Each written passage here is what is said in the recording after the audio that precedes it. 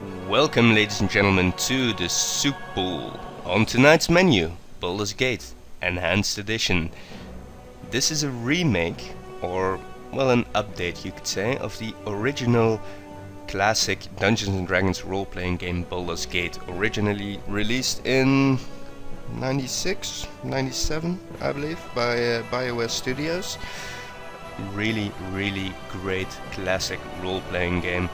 Now, this enhanced edition was released just a few weeks ago by Overhaul Games, a division of Beamdog, and they're really starting to get into their own with remaking classic games. They've done an HD remake of Murder, Death, Kill already, and I think they recently acquired the license to remake Ape's Odyssey as well.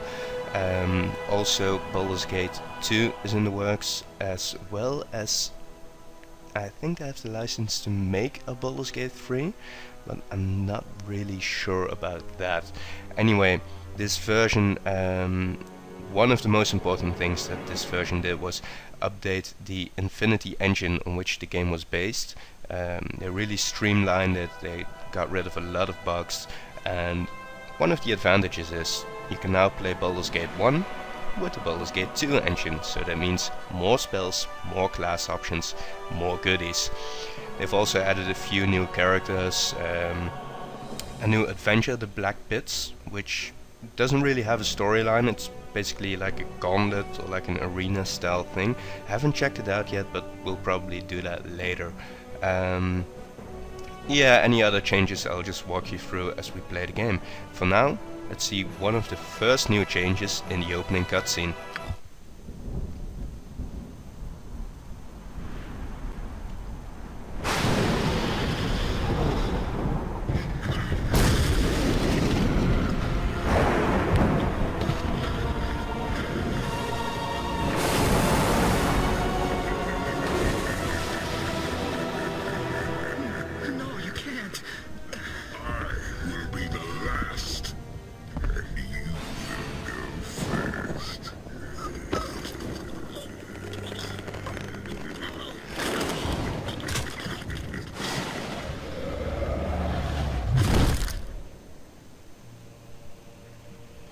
As you can see, they've done away with the old FMVs and decided to go for a hand-drawn approach.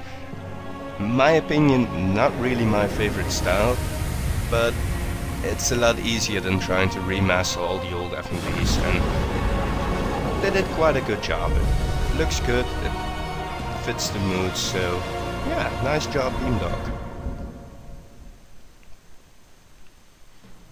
Now, Baldur's Gate, one of the games of my childhood, the game of my childhood.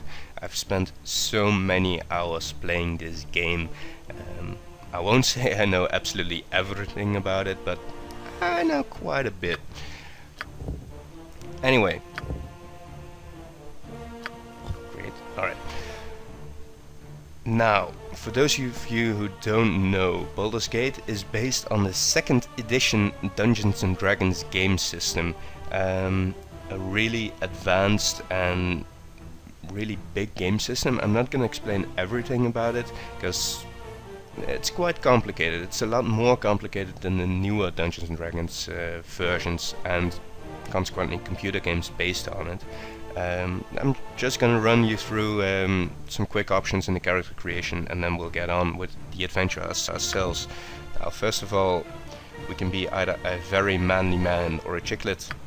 We're gonna go for the manly option. Now, these are all the old portraits. They've added a few new ones. They did remove the portraits from Baldur's Gate 2, which is, I don't know, it suits, I guess. This is one of the new characters who's in the game, of new NPCs, this one as well. And these are all a few new portraits they've added. Now, if you're thinking, that style looks quite familiar, you'd be right. These portraits are drawn by the same artist who did the portraits for Icewind Dale, and well, they look beautiful. They're really great drawings, but well, in my opinion, they're a bit more suited for Icewind Dale if you compare them with the original portraits. They're a bit out of tone, but yeah, can be folded. Anyway, I've not this one. Selected a portrait myself, found somewhere on the internet. Yeah, right. Well, there's all kinds of different races with all kinds of different bonuses. They've streamlined character creation a bit. It's a bit more easier to read all the bonuses and the penalties, and I think these are actually working now. As I recall, the additional saving throw bonuses based on Constitution wasn't really implemented into the original game. So yeah, these are working now. Anyway, we're going to be a boring old human.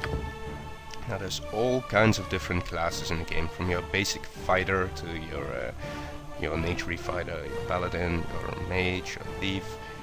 Multi-classes, which is, well, you can create a combination, so you can create a fighter mage who levels up in both classes. Only non-human races can do this. Humans can start from one class and eventually progress into a different class called dual classing, which is a bit of a complicated system, but not really that complicated. It's quite fun, but also immersion breaking. For example, you start as a cleric and then you want to duel to a mage at level 3, for example, and you have to wait until you're level 4 mage to get your cleric spells back. So all the training you've done before that you basically forget until you get your... yeah, it's a bit strange. Anyway, like I mentioned, I've played this game for quite a bit, and I want to do a bit of a role-playing challenge this playthrough. And I've been thinking, basically your character grows up as an orphan in a very secluded area of Candlekeep, and at the start of the game you get thrust into an adventure. You take it with both hands, you become an adventurer, and you become the hero or the arch nemesis or whatever you want to do. Anyway, you're superhuman and you are awesome. I've been thinking, what if a regular Joe was thrust into that adventure? Even more so, what if a really lazy regular Joe was thrust into that adventure? Our character is going to be just that. He's just a regular guy. He has nothing. He doesn't have any good stats. He has no abilities. He's just a regular guy, except for one thing. The night before the events of the opening cutscene take place, he discovered he could cast spells. Basically, he fizzled some spells, and he's really scared now. He doesn't know what to do. And Grian, his mentor, his foster father, decided it was time to leave Candlekeep. Now we're gonna be... these are your alignments. Doesn't really have that much influence in the game. We're gonna be true neutral because, well, we're not swinging one way or the other. We just want to be left alone. We don't want to adventure. We just have a beer, right? Abilities, like I said, he's a regular Joe. In 2nd edition Dungeons & Dragons, everything between 8 and 12 is average. So we're gonna be just that. We're gonna be average. Actually, I think everything below 10 is a bit of malice, but yeah. Let's see, he's not really that wise. He's smart. The only thing I'm gonna up is Constitution, for one reason, which I'll explain. Our character is gonna be... alright, he likes his drink. Right? He does his chores around the house, he tries to study and whatever his mentor wants him to do, and at the end of the day, he goes to the pub and has a drink. And this is gonna be something that's... well, it's gonna evolve a bit. Basically, I want him to be a drunk. That's that's the only reason. And the reason why we have a high constitution is it takes a bit more to get him drunk, because, well, he's an experienced drinker. And yeah, that's gonna cost a bit more gold, maybe add a bit more of a challenge, and also a few more hit points, because, well, a mage at level 1 has 4 hit points, and anything can one-shot him, so yeah, I don't want to reload too much. Anyway, as you can see, he has terrible stats. Great! Skills-wise, here you can choose your weapon proficiencies, what kind of weapons you want to specialize in, and if you're a thief character, you have your thief proficiencies as well, such as lockpicking, stealing, stuff like that. Now, I was debating on, we have one weapon choice as a sorcerer. I was debating, I could either make him proficient in steak knives, in pool cues, but I figured darts is a bar sport. He likes his darts. I don't expect him to hit anything during the course of the game, but yeah. Now, we're on to spell selection, and this is where the real challenge starts. Like I said, he's gonna be a drunk, and being a drunk means, well, you're not seeing that straight. So, here's the rules. I am not allowed to pick any single target spells. Magic Missile, for example, single target spell. One of the best spells in the game, by the way. I'm not allowed to choose it. He's drunk half the time, he cannot aim correctly, he's not gonna pick it. Blindness, not a really good spell, not allowed to use it. Armor, which is a defensive spell I could use, potentially, but I don't know, I'm not feeling it. Maybe some later spell slots, maybe I'll devote them to defensive spells. But for now, mass area spells. I won't be able to cast any damage spells until I'm 5th level, so that's gonna be a lot of fun. Let's see, what do we have? We have Sleep, which is a quite a good spell, especially at early level. It's a really good spell. The only problem is, as soon as the monsters hit 4 hit dice, which is basically the 4th level, this spell is useless. So yeah. Anyway, good spell. And the other one I want to pick is Grease, which coats the ground in a slippery, fatty, greasy layer, which makes sense. I mean, if you're out in the town Saturday night, you get a kebab, you accidentally drop it. I mean, you don't want to step on it, you're gonna fall over.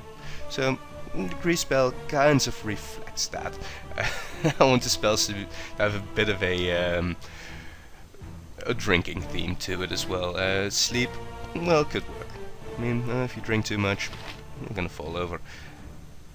I'll be honest with you, I've never used Grease in all the time I've played Baldur's Gate.